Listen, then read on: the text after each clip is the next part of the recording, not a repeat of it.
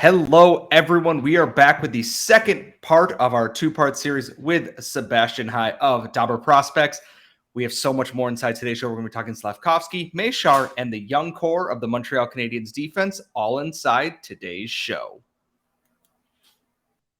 For Locked On Canadiens, your daily podcast on the Montreal Canadiens. Part of the Locked On Podcast Network, your team every day.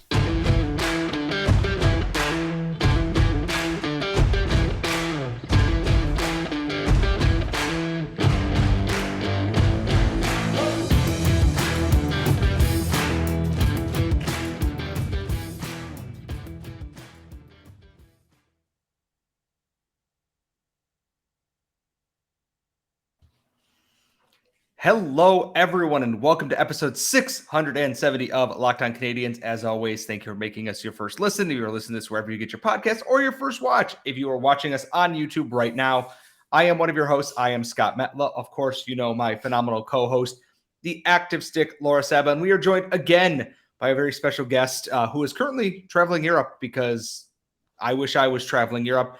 Sebastian High of DobberProspects joins us for today's show. Sebastian, we had you on for Monday's show. We're going to dive right into it. And my first question is, the Habs picked Juraj Slafkovsky at first overall. To the shock and delight, I still can't put quite a label on that at the Bell Center. What can we reasonably expect from him this season if he stays at the NHL? I have another question to follow that up, but if he is staying at the NHL all this year, which is a realistic possibility, what can we expect from him based on what his game is all about?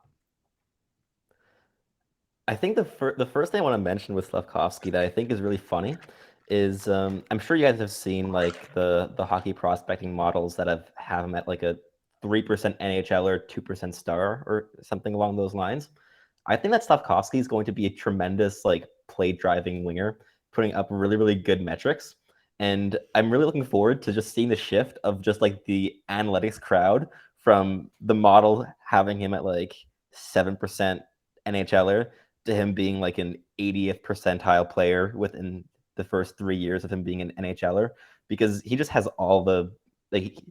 I just really think he's going to be a good play driver, and I'm looking forward to that, the shift in that narrative. But I think Slafkovsky, if he stays in the NHL all season, which we'll get into that later, I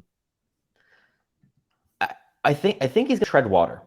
I don't think he's going to be a Calder candidate, but treading water for a first overall pick in their first season at this point, look at the last couple of years with first overall picks, right? Like it hasn't been since Austin Matthews where you've seen a first overall pick genuinely tear up the league in his first season. And I don't think Slafkovsky is going to break that trend. I think Connor Bedard is going to break that trend, but I don't think Slafkovsky will. And I guess my expectation for him this season would be playing around 13 minutes a night, getting a decent amount of power play time, maybe putting up 12 goals and 35 points. So that would be my expectation. I think people are going to be surprised with his playmaking skill being more of a standout than the goal scoring, because the 7 goals, 0 assist Olympic performance, I think, has a lot of people envisioning him as like a pure sniper or like power forward goal scorer, when I actually think that his one-touch playmaking game is one of his best offensive toolkits, and that he's a better playmaker than a goal scorer as he's currently constructed. The Habs might want to develop him into that power forward goal scorer, so that could definitely change with time. But I think for his first season, he's going to do decently well. I think he's going to put up better metrics than his line mates if he's playing in a bottom six role. So if he's paired with, I don't know, Jake Evans or say Dvorak and Mike Hoffman and Slafkovsky. If that's the line, yeah, exactly. I think Slafkovsky is the one that will be driving play better than the two others, and which is already a good thing because those are two established NHL players. And as iffy as that line might sound, which it does, it just objectively would not be a great line. But I do think that Slafkovsky would be the one sticking out above the others in terms of driving play and just not hurting the team. I think this season the Habs, it's not about who's driving the bus. It's who's not bringing the bus down, right? This is not going to be a good team. But I think Slafkovsky is going to do decently well if he does stay in the NHL. But I don't think that's the strategy, necessarily the strategy that will be the wisest. I would very much like to see him in the AHL for at least half the season, because look, we've seen the Habs rush their players for the last 2 decades, right? Like, just give your high-end prospects an opportunity to dominate, right? Just give them the time. You don't see prospects being overdeveloped in the AHL. It just doesn't happen. But you see a lot of players being rushed to the NHL before they're ready for it. And I think Slafkovsky could be a really fun player in the AHL with, like, say on a first line with like Jesse Alonen, and then centered by a guy like Mitchell Stevens, who they just signed in free agency. That could be a very fun top line in Laval. And I'd like to see him just put up the points in Laval and just show the skill, because he has skill for sure. But yeah, if he's in Montreal, I think he does decently well, but doesn't shoot the lights out at all. I think that's the challenge as well. Sorry, Scott. I No, keep go ahead. interrupting you. I'm so excited to talk about this though. I think that's a challenge for most Montreal Canadiens fans, is that they think the idea of him as a first overall pick means that he needs to join the team and he needs to show that he's amazing, right? He needs to do that right off the bat. But I think there's nothing wrong with delaying that if they know that at the end it's going to be to his advantage, right? I want to see the maximum potential out of this player because he is exciting. And some people have put his ceiling as so high that you can't help but get giddy about it. But that's something where, like, that only happens if everything hits, right? Like development, luck with injuries, the player's effort, the player's actual talent, and it wasn't just a flash in the pan. All those things come together. So I personally would love to see them sort of go slow with him. I do worry though, because we have seen in the past where something's not working, they pull up their high-end prospect and plug him into the NHL lineup in the hopes of generating some spark. And then it kind of either messes up their development or derails it. Like in the case of Cole Caulfield, he did manage to bring his game back under Martin St. Louis, but I was quite worried for a while there. I thought that they brought him up as a stopgap solution, and then he excelled in the playoffs, and then they were just kind of like, okay, he's an NHLer now, and then made him miserable for half a season, right? So I think, like, for me, I really, really want to see them take the time. And everything that we've learned from these Habs is that they're going to be transparent about it, right? If you see them in the AHL for half a season, they're going to come out and they're going to tell people, temper your expectations. We're trying to get the most out of this player. I feel like this is something that the old front office would not have done. And I really hope that they understand and take the path that it's not about the butts in the seats. It's more about this player's long-term potential. And I'm glad that we mentioned the AHL and maybe just not being right in the NHL at the start, because that's a realistic possibility. And at the same time, like you said, the Canadiens are not likely to be very good. And I don't think a lot of people are projecting Slafkovsky to be a Calder level player. If he was, fantastic. That's found money, I feel like, for what it's worth. And to get out ahead of this, I think Matty Beniers is currently my Calder leader going into this season. But it kind of shifts our focus to the other Slovak player that the Canadiens drafted at the end of the first round. And coming up in our next segment, we're going to talk a little bit about Filip Mesar, where it's not quite as clear where they're going to go with him quite yet, but we have so much more on that. We're going to ask Sebastian for his opinions on that and as Mayshar as a player. And that's all coming up next. But first, our partner today is Athletic Greens. And Athletic Greens is great because it helps give you better gut health, more energy, helps optimize your immune system every morning without all the pills and supplements and everything else. It's just one little easy to take thing every single morning. And it's lifestyle friendly, whether you're keto, paleo, vegan, dairy-free, gluten-free. It has what you are looking for. And everyone should be taking a multivitamin. And Athletic Greens is a small, easy to digest one that gives you everything, including vitamin D. And if you order Athletic Greens, you're going to get a year's supply of vitamin D, which is great. Even though the sun is out now, winter is not that far around the corner. You're going to need that sunlight. And it has over 7,000 five-star reviews recommended by professional athletes. And it's trusted by leading health experts such as Tim Ferriss and Michael Gervais. So right now, it's time to reclaim your health and arm your immune system with convenient daily nutrition. Just one scoop of Athletic Greens in a cup of water every day. That's it. No need for a million different pills, supplements, anything like that. All you need is Athletic Greens to look out for your health. And to make it even easier, Athletic Greens is going to give you a free 1-year supply of immune-supporting vitamin D and 5 free travel packs with your first purchase. All you have to do is visit athleticgreens.com/NHL Network. Again, that is athleticgreens.com/NHL Network to take ownership over your health and pick up the ultimate daily nutritional insurance.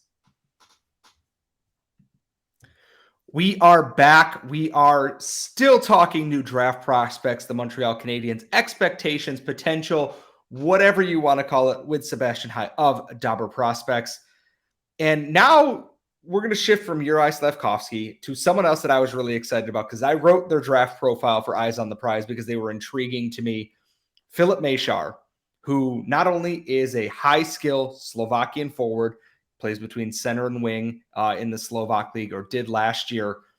He's Juraj Slafkovsky's old childhood friend, and they are now playing on the same team together. We know a little bit about him. Can you kind of lay out what Filip Mesar is about and what you think the next step is? Because apparently he's coming to North America, but we don't know where the Canadiens are going to put him quite yet. And I have my thoughts on where he should go, but I am not a scouting expert, so I'm going to turn the floor over to you in that regard here. Filip Mesar is just a very, very fun player, and he has legitimate top 6 upside. Like, I know some people were talking about him as like a third-line guy or something. Like, look, possibly, but there's at least second-line upside there, in my view. He is a highly skilled, high-pace forward who I think is at his best playing at center. He himself said that he sees himself as a winger.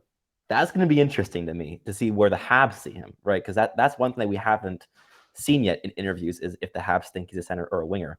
But he is, look, it's also just going along with the Habs drafting philosophy and overall team philosophy. They want speed, they want intelligence, and they want skill. Look, for instance, Slafkovsky has those. Kirby Duck, the speed is questionable, but he's very intelligent and very skilled. Filip Mesar, maybe swap out the speed for agility, and you have Mesar right there. He's so intelligent, has a very high motor. He has great hands.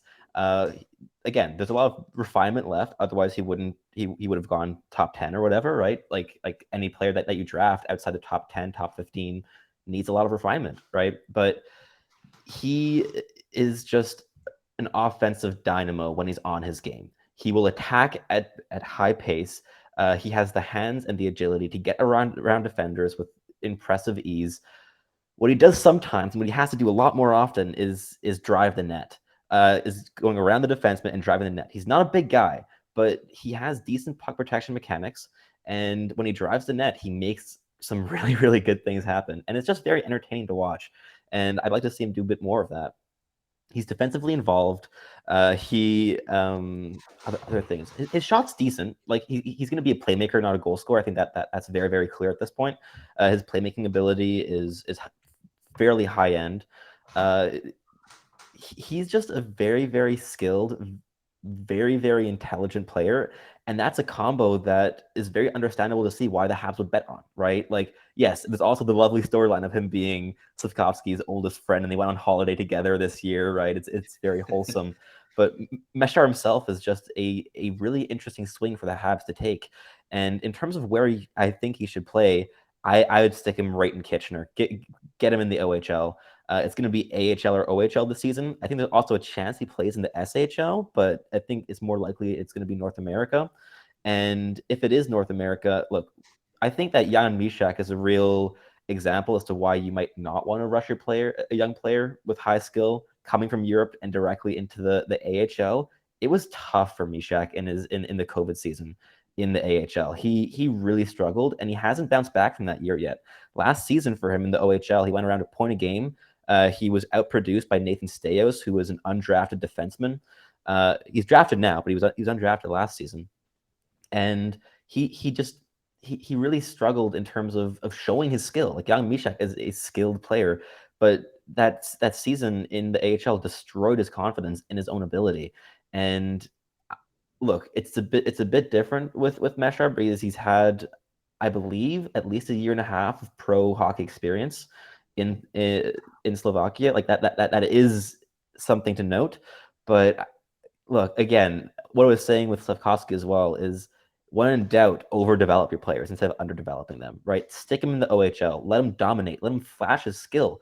Because these are also things like, if he's flashing his skill against pro competition in Slovakia, I'm very excited to see what he does against OHL competition. It's going to be very entertaining, and he's going to be able to really fine-tune the skill aspects of his game. Like, for instance, as a puck rusher in transition, last season, he was very much a north-south player. He was not very often like weaving east and west, which made him a bit predictable. Against an OHL defense, it's a lot easier to learn the habit of going east and west because you have less restrictions. You have a lot more space to work with.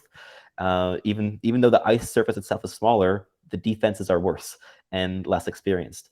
And he will be able to learn that kind of habit. Whereas in the AHL, if he has to adjust to both the smaller ice surface and having just a physically more constrained area to work with when he has the puck, that could be difficult. I'm not saying you do poorly in Laval. I just think that for his development, the OHL is the place where you can really foster his skill. And again, it'd be a different story if he were a hulking defensive defenseman. At that point, yeah, you want the pro experience in Laval, sure, right? Like Arbor Jack guy is going to do great in Laval this season. But I think that Filip Mesar, just stick him in the OHL, give him maybe even 2 seasons there. Just let him dominate. And plus, Kitchener has a very, very fun player in Francesco Pinelli. And if I see those two playing together, that's going to be a real blast. Pinelli is an incredibly intelligent centerman who I believe the Los Angeles Kings stole in the second round a year ago. So I think those two on a line together would be really, really fun. I'm glad that, like, that was my thought too, was that as much as I'd love to see him with the Rocket, because he reminds me a little bit of Jesse Alonen, maybe not with the same polish coming from Slovakia, but at the same time, the Habs don't need to rush anybody through anything at this point. They're not going to be good. The AHL team's been pretty well restocked with the mix of veterans and the younger guys who are there already. And it's like you said, they might even have Slafkovsky put in there for a little bit of time with a Mitchell Stevens or an Anthony Richard somewhere in there, and that's fine. Mayshar is the one that I'm very intrigued in, because I feel like if he hits what his ceiling can be at, 26th overall, the Habs are walking away from that first round laughing. Even if Slafkovsky isn't all the way to his ceiling, getting Mayshar and then obviously Lane Hudson, and we haven't even said Owen Beck once in this episode until now. Who I love as well, just as an aside, Owen Beck's great. I like him. We love Owen Beck on this podcast. Those first 4 picks could be just home run after home run after home run, but that relies on development. I'm very interested to see him in Kitchener. I know there aren't many Habs OHL prospects, if any. No, there's a few. There's Roar here and Guindon, who I keep forgetting about because I can only have so much space in my head. I'm very interested. Mishak too, I think. I think he's old enough to go to the AHL. He'll be in the AHL next year, I believe. He's 20. Okay. So he'll likely be. We'll see where he fits in there, because, like you said, that COVID season was real tough on him through no fault of his own. It was either that or don't play. So, yeah. I am glad you mentioned Arbor Jacki, though, because coming up in our next segment, we're going to take a look at the Canadiens' young defensive prospects and how they can improve on whatever the hell that defensive system was last year. And that's all coming up next. But first, today's show is also brought to you by betonline.net. They are the fastest and easiest way for all your betting needs. Get all your sports info all in one place: podcast, news, odds, lines, everything at BetOnline for Major League Baseball. The NFL season's right around the corner. Esports, golf, combat sports, everything is right there. They've got all your wagering info, including live in-game betting and more. So head to BetOnline today or use your mobile device to learn more about the action happening on site. BetOnline, where the game starts. So we are back. We are in our final segment out of our 2-part episode with Sebastian High of DobberProspects. Now things get interesting, because we've talked about all the fun people that the Canadiens have added in the last draft and offseason so far. Now we're going to take a look kind of at a giant question mark in this organization, and that is their defense. It was not very good last year. It probably wasn't very good the year before, and they went to a Stanley Cup final very much on the back of Carey Price deciding I wanted to do this myself. They have a young defense. There's a lot of promising players in there. Obviously, Matthias Norlinder, if he recovers from his concussion and plays to the level he's capable of, we know that he's a very good offensive defenseman. But last year, we've seen the maturation of Kaiden Guhle in the WHL to the point that both Laura and I have looked at this and gone, we were very wrong about this draft pick when it started. But Justin Barron joined the fold in that trade for Arturi Lehkonen. Jordan Harris turned pro last year. And then they added Arbor Jacki last preseason, where a lot of us went, who the hell is this guy?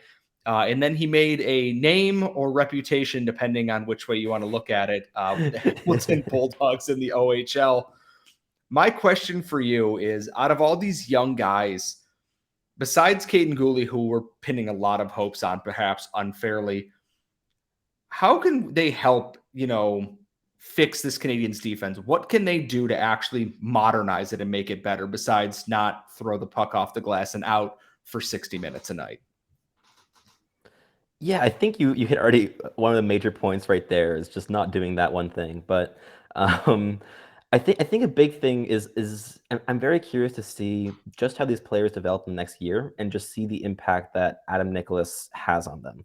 Like Adam Nicholas, for those who don't know, almost single-handedly turned the Chicago Steel into like a USHL powerhouse. Like he was the one that turned like Sean Farrell and Sam Colangelo and who was the third? Coronado, Brendan Brisson, that guy. And really from that class onwards, the Chicago Steel have been an absolute powerhouse in the USHL, and he's the one that really, like, his fingerprints are all over that organization. And I'm very excited to see what he does with these defensemen, because a lot of these defensemen have terrific toolkits that are really exciting to work with. For instance, Justin Barron is such a smooth skater. He's one of the better skaters in the Habs organization. And I think, look, I think the Lehkonen trade was a very, very rare win-win. Like, the Habs could not have signed Arturi Lehkonen to the contract that he signed in Colorado, and he took a discount to stay in Colorado, right? Like, I believe it was a 5-year, $4.5 million contract, something around there. And the Habs would not be able to afford that, right? Like they would have had to trade his RFA rights in the offseason because looking at like the fact that Max Pacioretty was given away for free because of his $7-8 million cap hit. You're not going to be able to get rid of an Armia or a Hoffman and get anything in return, and you're likely going to you're probably going to have to pay as well. But like where I'm going with that is just in saying that like getting Barron in a second round pick for Lehkonen where they did is so good for this Habs future. It doesn't matter if the second round pick is in 2024. Justin Barron is a really interesting prospect. I was not too high on him in his draft year, but he's progressed very nicely. And I think he should spend this year in the AHL, personally. I still saw a lot of rough edges in his game. Like, look, he looks so smooth because of his skating ability, but a lot of like the defensive decision making, I really think an extra year in Laval would really, really help him out. And again, there's no rush, right? Like the Habs defensive core is going to be pretty interesting to watch, I think, because there's also just a lot of possibilities of how it turns out to start the season, right? Like what I have written down here as like my prediction is I think that's going to be a Matheson and Savard first pairing, because I think that's actually a combination. No, Scott, I really think that those two complement each other very, very well. Savard needs a puck mover. Like if you put Edmondson and Savard together, I like Edmondson quite a bit in terms of that mold of defenseman. But if that's your pairing, you're stuck in then your you own hope zone. you win the draft lottery, right? Like yeah, like that's that would be painful. But Matheson is a really good puck mover, and he struggles to clear the net front, and he struggles to really apply physical pressure behind the net, which are the two things that Savard does pretty well. So like you put those together, and you got a pairing. I guess it's the first pairing, but apart from that, I'd like to see it's a pairing, right? It's a pairing. It's a pairing. And I'd like to see a pairing of Jordan Harris and Joel Edmondson. I think that'd be very interesting. It would really free up Harris to play a more offensive role because he has an interesting offensive toolkit, which he just hasn't really been able to really show too much. He showed it a lot in his junior season in the NCAA, but as a senior, he was very much a defensive player, like first and foremost. At Northeastern, and I think that if you put him with a guy like Edmondson, you really free him up to try things. And then I think the other pairing might be like Kaiden Guhle and Chris Weidman, because why not? They're the only ones left. I mean, not unless you want Madison Bowie in the NHL, there's a Chet or Arbor Xhekaj. I would be really interested to see Arbor. Look, okay, Xhekaj is really fun because living in Ottawa, I went to like 25 67s games last season because they had like a promotion and it was pretty cheap to go to the games.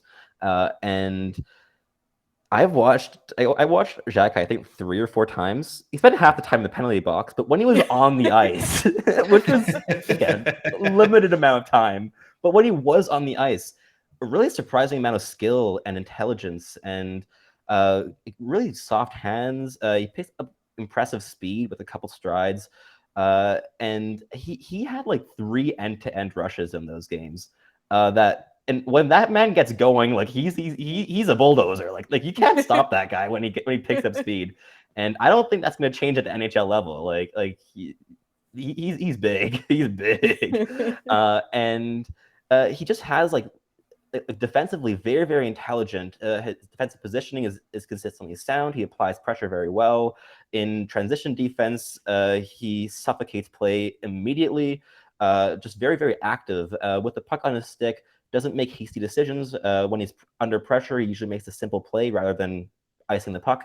And I like him a lot. Really, if he can learn to not take the useless penalties he was taking the entirety of last season, that's a very interesting prospect to me. Like genuinely, like a very, very interesting piece that I think could be an NHL contributor on a team as bad as the Habs this season. Again, on any other team that wouldn't be the case, but on this Canadiens defense, which is bad, that could be interesting. And I'm mainly going to be curious to see just how Laval's defense shakes out this season because there are so many prospects. Like the Laval defense is filled with prospects. You got in terms of just like the young players, you're going to have like 2 of them are going to be in Montreal. You have Jordan Harris, Kaiden Guhle, Arbor Xhekaj, Justin Barron, Matthias Norlinder, Johnny Fairbrother, right? Like those are 6 young prospects that are going to likely play in Laval or Montreal. And on top of that, in Laval, you have Otto Leskinen and Madison Bowie. Like that's a very interesting defense. And I'm curious to see just how much minutes the young players are going to get because it's a very interesting construction. And my expectation for next season is because the Habs are going to be really, really bad, you're going to see a lot of young players get moved down to the AHL, and just to give everyone a tryout, right? I think Norlinder, Barron, Xhekaj, Guhle, and Harris are all going to see NHL minutes this season. I think some of them are going to be like maybe 2 or 3 games, but I think all of them are going to get a chance, and that the Habs are really just going to want to see where are these players thriving for their own development, not like where are they going to contribute the most, because again, with the Habs, it doesn't matter this season. Like they're not going to push for any type of playoff spot. And I'd be very curious to see which players actually stick in the NHL, because as much as I love Kaiden Guhle and this season and like him being traded to the Edmonton Oil Kings is the best thing that could have ever happened to his development. Like he was terrific, like genuinely a top 3 WHL defenseman last season. And as a massive like Olin Zellweger fan, that's saying something. But I wouldn't be surprised if you have like Arbor Xhekaj in the NHL at one point and Kaiden Guhle in the AHL for an extended period of time. But yeah, I think the defense is a really interesting thing to look at this season because it's all wild cards. The forward groups, like I think it's pretty clear, like who's going to be where. I think Slafkovsky is the only big question of where he starts. But apart from that, you know how it's going to shake out. We've got a lot of forwards under contract that are going to have to get NHL minutes. But the defense is where you just have all these wild cards. And I think training camps can be very, very interesting to see how these defensemen perform, and maybe even seeing if there are some like professional tryouts, because I know the Habs wanted to add another like veteran presence to the defensive core, and I'd be curious to see how that affects this whole race, because if they do have that kind of professional tryout and you still have two young defensemen start the season in Montreal, you know that the Habs really, really trust them with that. Not because the season's important, but because they think it really is genuinely the best thing for their own development to play in Montreal. And I think that would be a very, very big stamp of approval for their games. It is wild to me that I'm glad the rookie tournament is in Buffalo so I can actually go watch and I can actually see more in person, because I actually have the elite prospects page pulled up here. And for defense in Laval, not counting the people that they think are going to be in the NHL, Madison Bowie, Santino Santarame, Torey Dello, Gianni Fairbrother, Oliver Gallipo, Alex Green, Otto Leskin, and Matthias Norlinder, Corey Schooneman, and Arbor Jacka. And we know they like Corey Schooneman. We know they're going to give all these guys that have had slight NHL shots probably another chance in camp. The competition's good. It doesn't allow veterans to hold their spot, and it allows the kids to like, hey, prove it. And then I look at the forward group in Laval too. The oldest guy is 31 years old and he's on an AHL contract. There's a lot of, Habs names next as people they've drafted or signed entry-level deals, not counting AHL deals, guys like Ryan Francis. It's going to be a really interesting season. Fun. And like you said, there's going to be guys going up and there's guys going to be going down. Caulfield went down to the AHL last year, and Michael Pezzetta stayed in the NHL all of last year, to the shock of a lot of people. Everyone. And I love Pez, but if you told me he was going to be an NHL player, I would have thought you were out of your damn mind. But it's going to be a very interesting year. And unfortunately, we will have to have you back on to go over things maybe at any point in the season as things develop. Do you want to tell our folks where they can find you on social, where they can find your work and everything, Sebastian? Yeah, for sure. I think the easiest place to find me is just on Twitter. I'm very active on Twitter. So hi_Sebastian. Everything I do is posted on Twitter. All my links and things that I do are also in my bio. You can find my work at DobberProspects, where I am the OHL scout for this season, which I'm very excited for. And apart from that, I also have a Substack. So if you have a free 5 or 6 hours, you're welcome to read my top 100 article of my top 100 prospects from last draft. Only 23,000 words. It was a little thing that totally didn't take me a full week to write. But those are the main things. And I also have a podcast with some friends. It's called the Puck and Roll Podcast. You can find that on Twitter at Puck and Roll. It's in my bio. Just find me on Twitter and everything's from there, right? Just everything easier that way. Everything's in my bio. Everything I write, I post on Twitter. So just Twitter is fine. And as always, you can follow the show at LO_Canadiens, Locked On Canadiens on YouTube. You can follow Laura at The Active Stick. You can follow myself at Scott Matla. And I forgot to mention this during the show because I didn't want to self-promote. Our next episode is our Friday mailbag. So please tweet us or send us your questions. You can also send them to LockedOnCanadiens@gmail.com. And when you're done checking us out, please check out Locked On NHL, where all of our local experts have you prepped through the offseason and so much more. Thank you, everybody, and we will see you all next time.